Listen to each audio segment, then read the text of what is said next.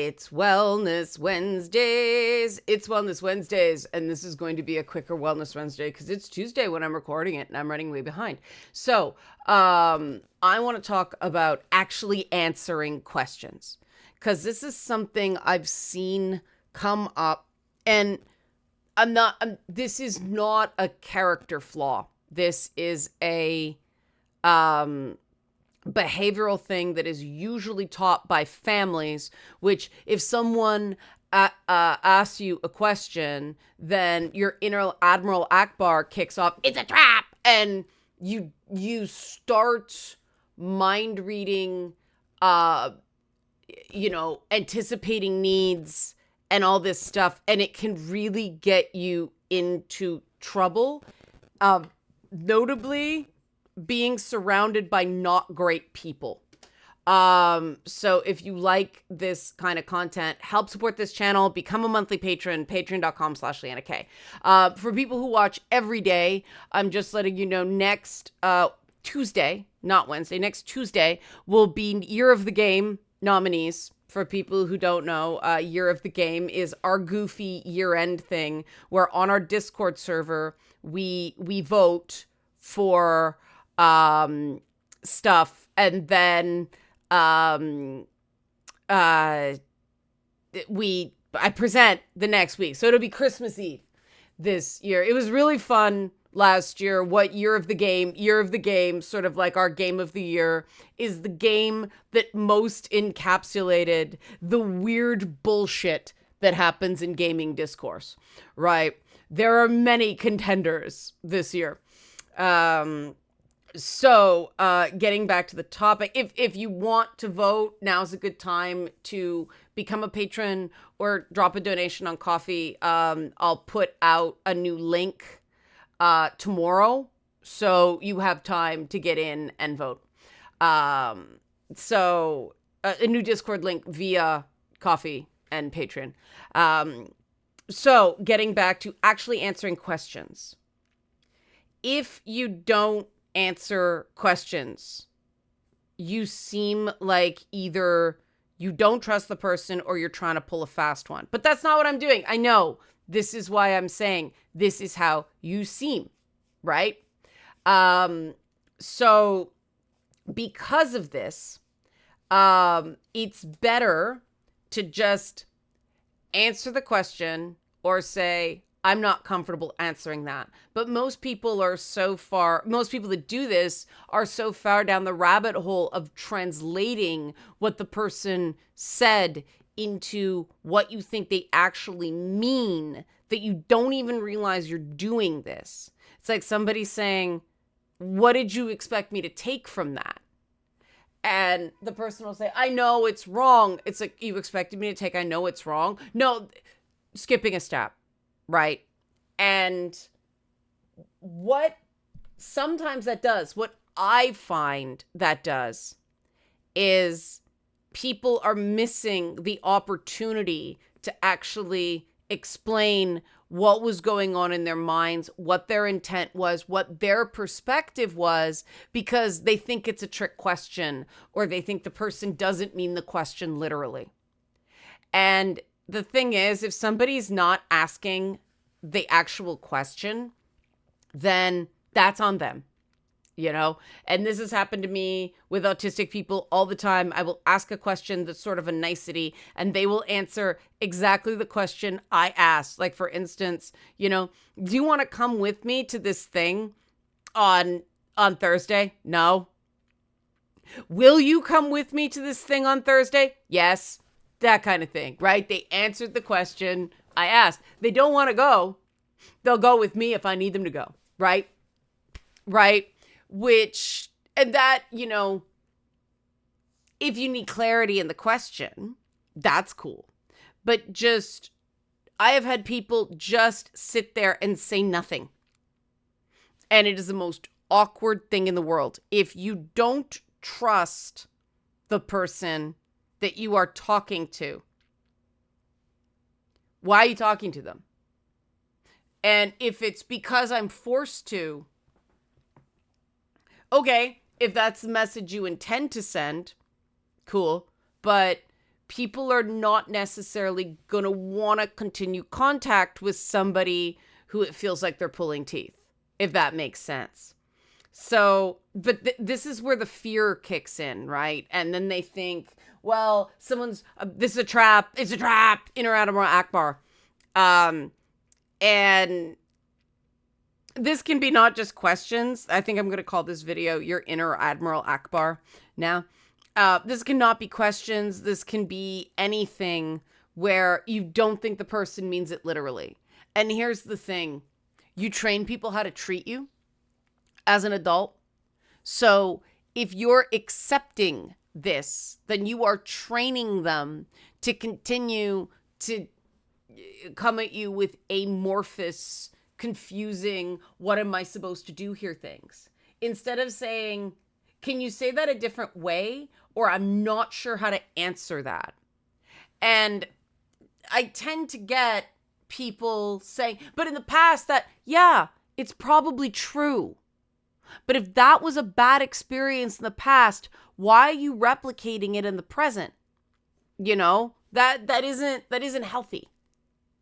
And that's a choice you're making. You know, I say, and it's not therapy, don't let problems that aren't your fault lead to mistakes that are. If you're replicating behavior you didn't like before, now think about what that means, right?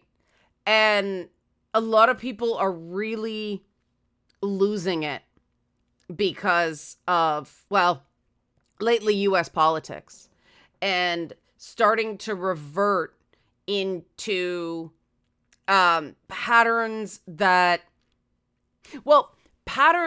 they learned to survive an abuser, which worked then. But the thing is, if someone's non-abusive, these patterns seem very manipulative. And I've said to a few people this week, I really think that if you were in a better place, you'd have a better idea of how this is coming across, because this is just, you know, it hits a point where it's just unworkable. I've had a few conversations lately that either portions of it were completely devoid of meaningful content, or in a couple cases, the entire conversation, I kept asking questions and not getting real answers. You know, like, what did you want me to take from that? Or, and you wanted me to take your word for that, or something like that. It's like, yeah, I know I have to work on that. It's like, what? And here's the thing. If you want a social group full of people, you have to anticipate. Keep doing that, right? But if you want a group full of people who say what they mean and mean what they say, that is the people you are driving away by not answering the questions. And sometimes it's not even a deliberate evasion. It actually kicks in at the listening phase, where I've seen quite a few people start shame spiraling with basic questions. And keep in mind, the person you're talking to cannot know that that's a point of shame for you, usually 90% of the time, right? So when it just goes, and this happens in YouTube comments all the time, I'll get this comment. It's like, but I didn't even say that. Well, yes, but it's what you made me think. Or it's what I thought of because of this video. How was I supposed to know that? Right? And these are easy communication fixes that make a huge difference in the quality of your communication and the quality of your relationships. Just don't skip steps. Don't skip steps in communication.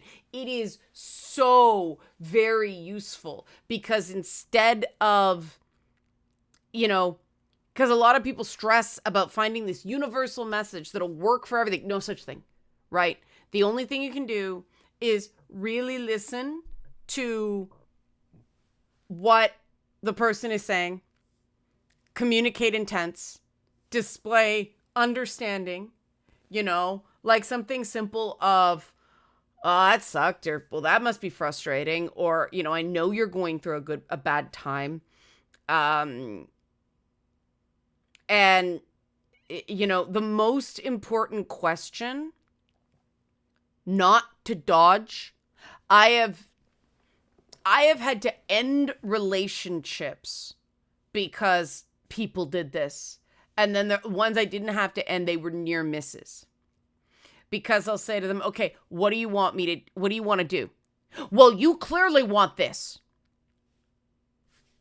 And I'm sitting here, if I clearly wanted something, I would not be asking, what do you want to do? Right? What do you want to do about this? Well, you clearly want... No. Well, you wouldn't be asking if you didn't. What? I don't know who they're talking to at that point, but it's not me. And friendships have ended, really long friendships, because I need you to do one thing for me. I need you to please stop assuming intents on my part, including ill intents, because I am not a normal thinker. So please don't assume I am doing anything deliberately, and they'll do it again 10, 15 minutes later. And it's like, all right, that's one. And then they'll do it again. And at that point, I know it's not about me. They're fighting with themselves. And it's amazing. I'll end the conversation and I will never hear from that person again. So I won't say I never want to talk to you again. It's just, I don't know what ghost or demon popped up in that person's head. But a simple boundary, like, please don't assume ill intents on my part. My intents are good. And they do it again. And it's like, all right, there is no space for me in this fight you're having with yourself and your old ghosts. And unfortunately, some people are so caught up in that fight that there's no space for anybody else. And if you have a relationship like that, it is very different. You either have to accept that your intents and your meanings and what's important to you is going to be overwritten by the ghosts for the foreseeable future, or you have to go, okay, this isn't working for me. I like you, but I'm going to like you from a distance. And it sucks. But life is too short and life is too hard to play stupid games and win stupid prizes, right? One thing I've been saying a lot lately is you are not going to be able to persuade everyone. And some people are just going to hate you because there's something in it for them. Something that they're comparing themselves to who you really are is something they can't stand, so they need to make up a lie about you. And I mean, I'm saying this as a person who is so hated by some people for that reason. Like, they just can't stand the mirror that is held up to them based on my sheer existence on this planet. My sheer taking up space on the internet is so repellent to me that there are some people who, if they could pull off what, Luigi meme guy, the United Healthcare CEO shooter, if they could do that with me, they would, if they thought they could get away with it, and people would be happy. People would cheer. And I know that. Do I deserve it? No. But I know it's so. And the reason I ended up with every single person like that, who just personally despises me, instead of the softer, cuddly internet hate, which really isn't personal,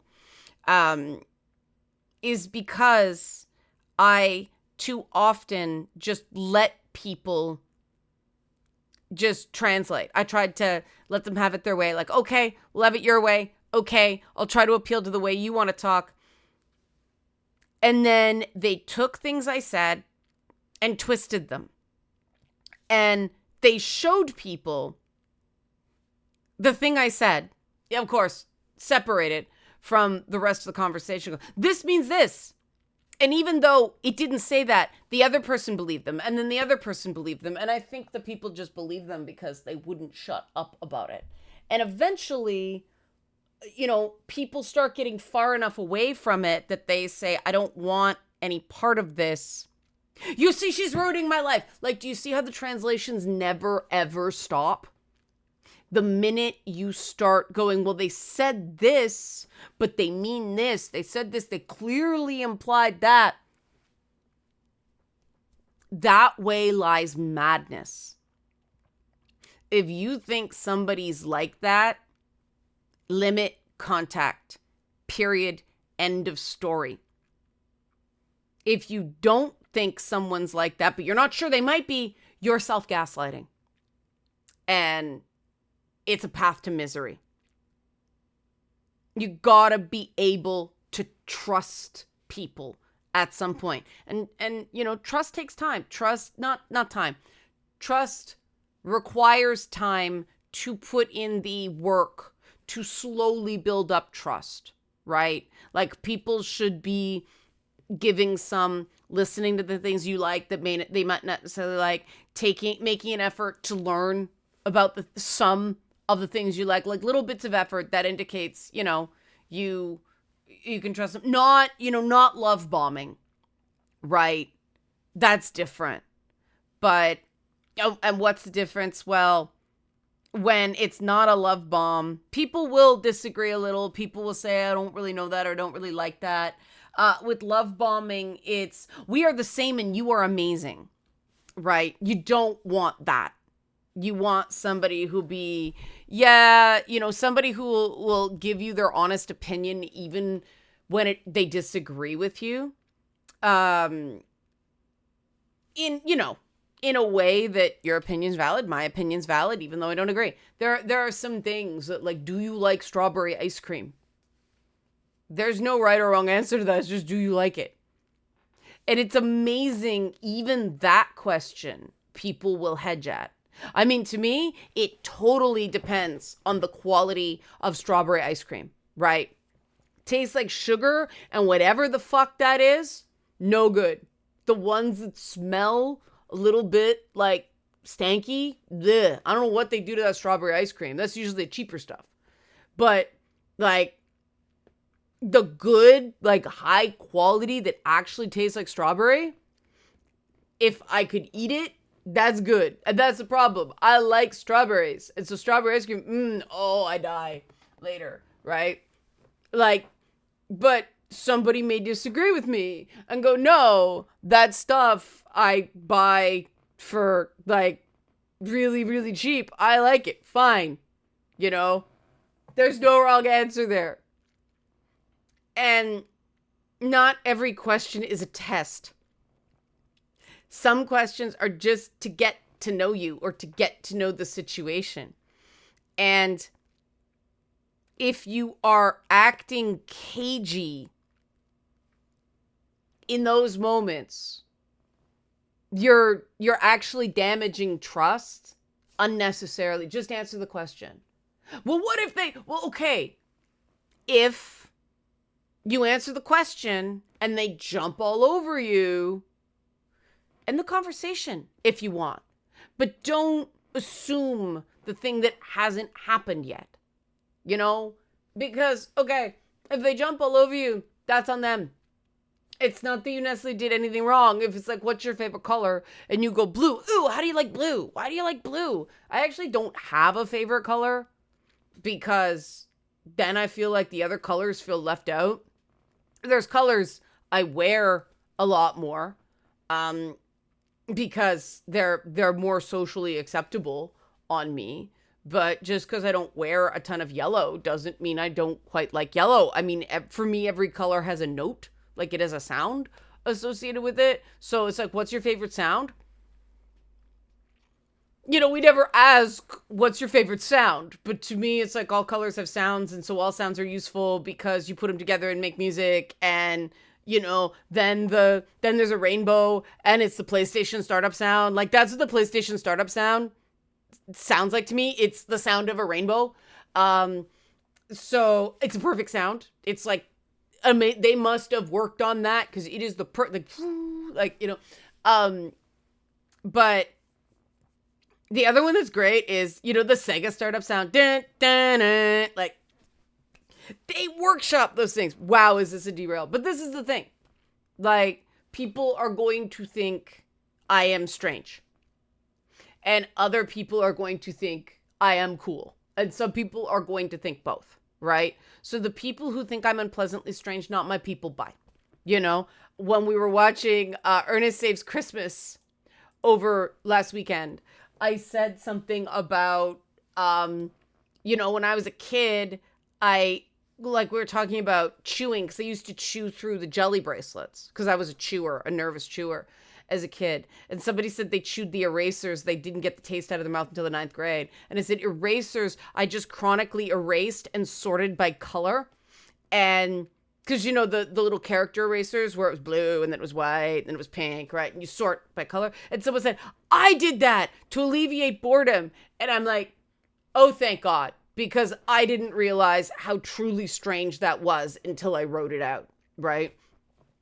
But that's the sort of thing. You have to offer something honest about yourself to make that kind of connection and to feel accepted. If you are giving constant panned answers, and not risking anything, then you can't expect anyone to risk for you. And some people would say, yes, fine, I'm fine with that. That's just the way the world works. Fine. But you're going to have very shallow relationships. Loyalty is a two-way street. Trust is a two-way street. No one's going to trust someone that is never going to trust them. And because all you can trust that person to do is not trust you.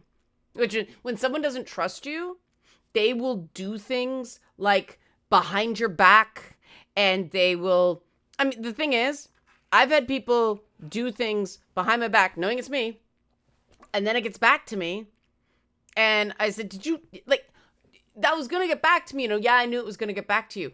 Then why didn't you tell me? This, to me, is a sign someone's not thinking clearly, right? Because the best thing to do, if you know something's going to get back to someone, is say, oh, by the way, heads up, I had this conversation. Which is how things get back to the person to begin with, is people keep each other in the loop so we can't be played off each other. And it's just sort of like people do things that make no objective sense just because family dynamic or, friend dynamic just teaches these behaviors that, like somebody told me that the frustrating, confusing stuff men dating women. Oh, I like the guy to make the first move, but I don't want him to seem too interested. Like, that is a fucking tightrope. And you have two choices when you hear something like that.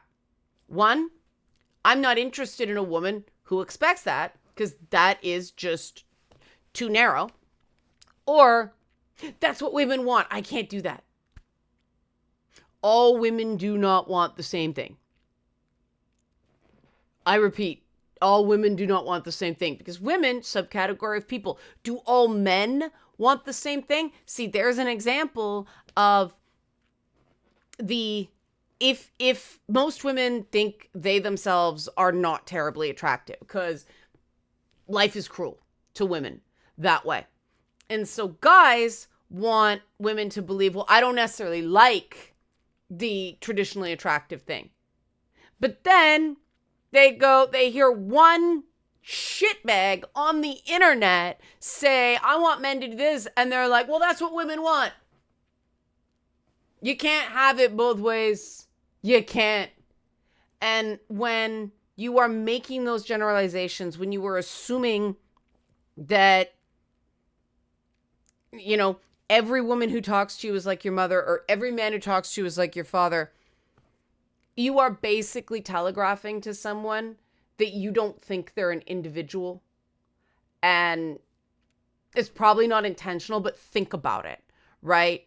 Oh, when my mother or my grandmother or my aunt or that teacher I can't stand, because it's never positive, right? It's never, this was a good thing when they said it. It's always, this is a bad thing intended to trap me and make me miserable. You're basically letting the other person know you don't see them as an individual. Is any regulated person with boundaries and a healthy self-esteem gonna put up with that? So, you know, who's left? People who are either low self-esteem, unhealthy boundaries, or looking to use you. You are creating, through not answering questions at face value, exactly the conditions you are trying to avoid. Don't do that. Do become a patron or a coffee supporter by supporting this channel and get to vote in the Year of the Game Awards. Patreon.com/Leanna K, coffee.com/Leanna K. The recommended amounts are just that. Any dollar amount will get you signed up, especially on coffee. You can change the dollar amount to anything you want. It doesn't have to be that. Just to get what we do is this proves you're a real person that spent money, and we will, and you will be able to vote in the Year of the Game. It's very fun. The discussions are very fun, and the outcomes tend to be a more accurate snapshot of gaming than the Game of the Year awards. So if you want to participate, come on in. Otherwise, thanks for watching and be well.